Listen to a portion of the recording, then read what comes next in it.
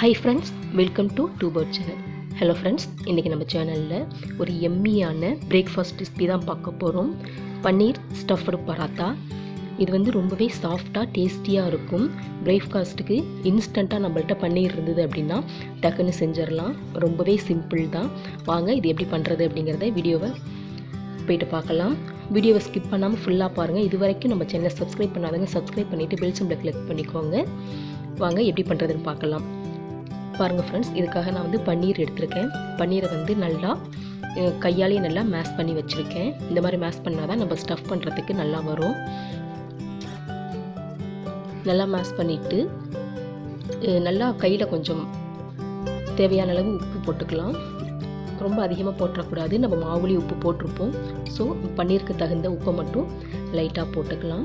இதோடு நான் வந்து சிக்கன் மசாலா கொஞ்சம் எடுத்திருக்கேன். உங்களுக்கு மிளகாத்தூள் வேணும் அப்படின்னாலும் ஆட் பண்ணிக்கலாம். நான் சிக்கன் மசாலா மட்டும்தான் ஆட் பண்ணிக்கிறேன். இது கூடவே உங்களுக்கு வேறு ஏதாவது மசாலா ஐட்டம், மஞ்சத்தூள், கரம் மசாலா இது வேணாலும் போட்டுக்கலாம். பட் எனக்கு சிக்கன் மசாலா மட்டும் போதும் அப்படிங்கிறதுக்காக நான் அதை மட்டும் போட்டுக்கிட்டேன். போட்டுட்டு நல்லா மிக்ஸ் பண்ணி வச்சுக்கலாம். உப்பு அந்த மசாலா எல்லாம் இதோட கோட் ஆகிற மாதிரி நல்லா மிக்ஸ் பண்ணி வச்சுக்கணும்.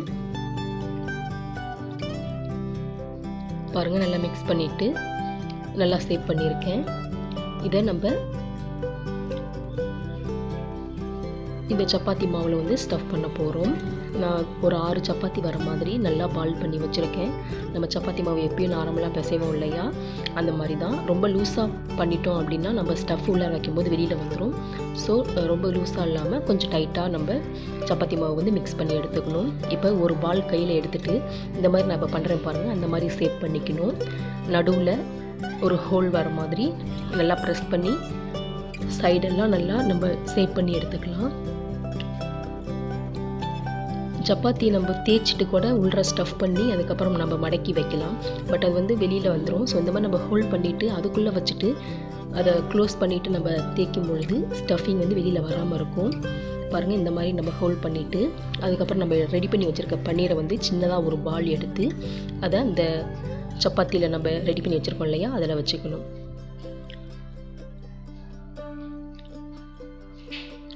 ஸ்டஃபிங் ரொம்பவும் அதிகம் இல்லாமல் ரொம்பவும் கம்மியாக இல்லாமல் அந்த மாவு சப்பாத்தி மாவுக்கு தகுந்த மாதிரி நம்ம எடுத்துக்கலாம். எடுத்துகிட்டு பாருங்கள், இந்த மாதிரி நம்ம சைட்ஸ் எல்லாம் மடக்கி விட்டு நம்ம நல்லா க்ளோஸ் பண்ணிக்கணும். இந்த மாதிரி க்ளோஸ் பண்ணிவிட்டு அதுக்கப்புறம் நம்ம சப்பாத்தி தேய்க்கிற இதில் வச்சு நம்ம தேய்ச்சிக்கலாம். நல்லா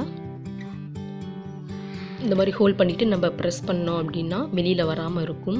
கையிலேயே இந்த மாதிரி வச்சுட்டு நல்லா நம்ம தட்டி எடுத்துக்கலாம். அதுக்கப்புறமா நான் சப்பாத்தி எடுத்திருக்கேன். அதில் வச்சு தான் இப்போ நல்லா தேய்ச்சி எடுத்துக்க போகிறேன். இதில் மேலே கொஞ்சம் மாவு டஸ்ட் பண்ணிவிட்டு நம்ம தேய்ச்சோம் அப்படின்னா அந்த ஸ்டஃபிங் வந்து வெளியில் வராமல் இருக்கும்.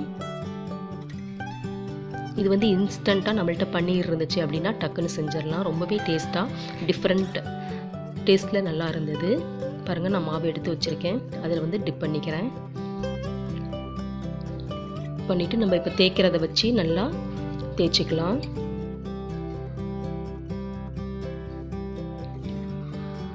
ரொம்ப ப்ரெஷர் கொடுத்து தேய்க்காமல் லைட்டாக ஸ்டஃபிங் வெளியில் வராத மாதிரி நம்ம தேய்ச்சிக்கணும். ரொம்பவும் தின்னாக இல்லாமல் ரொம்பவும் திக்காக இல்லாமல் மீடியமாக நம்ம தேய்ச்சிட்டோம் அப்படின்னா சாப்பிட்றதுக்கு ரொம்பவே நல்லாயிருக்கும். ஸ்டஃபிங் வெளியில் வராமல் சூப்பராக நல்லா கிடைக்கும் நம்மளுக்கு. பாருங்கள், இந்த மாதிரி நல்லா லைட்டாக நம்ம தேய்ச்சி விட்டுக்கலாம். 2 பக்கமும் திருப்பி போட்டு இந்த மாதிரி நம்ம தேய்ச்சிக்கணும். இந்த மாதிரி நல்லா தேய்ச்சி விட்டுட்டு நான் எடுத்து வச்சுருக்க எல்லா சப்பாத்தியும் இந்த மாதிரியே நல்லா நான் திரட்டி எடுத்துக்கிறேன். எடுத்துகிட்டு நம்ம எப்படி போடுறது அப்படிங்கிறத பார்க்கலாம். பாருங்கள், நம்ம வெளியில் ஸ்டஃபிங் வரவே இல்லை, நல்லா சேஃப் கிடச்சிருக்கு. ஸோ நான் எடுத்து வச்சுருக்கேன் ஒரு 3 இதை மட்டும் நல்லா தேய்ச்சி வச்சுருக்கேன். இப்போ நம்ம இதை ஒரு ஸ்டவ்வில் தோசை பேன் வச்சு 2 பக்கமும் மீடியம் ஃப்ளேமில் வச்சு நம்ம குக் பண்ணி எடுத்துக்க போகிறோம். மீடியம் ஃப்ளேமில் வச்சுட்டு ஒரு சைடு வெந்ததுக்கப்புறம் திருப்பி போட்டு இன்னொரு சைடு வேக வச்சுட்டு அதுக்கப்புறம் மேலே வந்து நம்ம ஆயில் அப்ளை பண்ணிக்க போகிறோம். இதில் கீ அப்ளை பண்ணாலும் ரொம்பவே சூப்பராக இருக்கும். கீ, பட்டர் எது வேணாலும் அப்ளை பண்ணிக்கலாம். பாருங்கள், ஃபஸ்ட்டு 2 பக்கம் இது மாதிரி நல்லா வேக வச்சுக்கணும்.